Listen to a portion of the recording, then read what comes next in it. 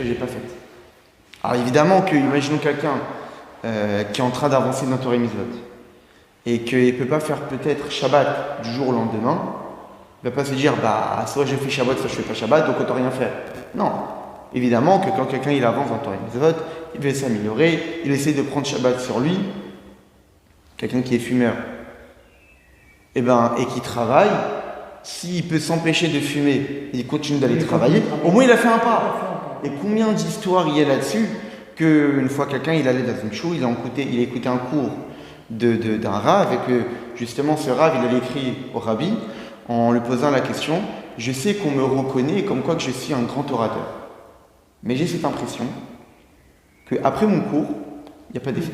Les gens sont ébahis par mon discours, mais je vois bien que les gens ne changent pas. Donc comment je pourrais faire que mon discours ne soit pas juste un discours exceptionnel, mais que ça change les gens? Le rabbi a donné le conseil, à la fin de chaque discours, donner une indication concrète.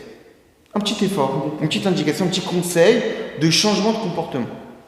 Et donc c'est ce que la personne a fait au prochain cours. Il a fait son cours magistral exceptionnel et à la fin il a dit: pour Shabbat, essayez, par exemple quelqu'un qui fume et qui travaille, qui continue à aller travailler au moment où il prend sur lui de ne pas fumer.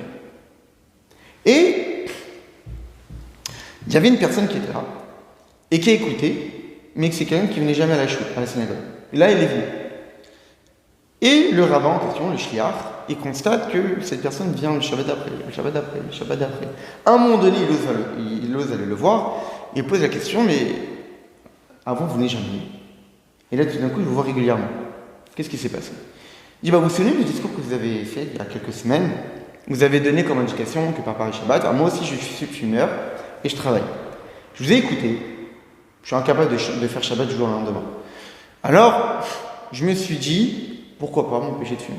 Alors j'ai pris sur moi de ne pas fumer, je suis allé travailler.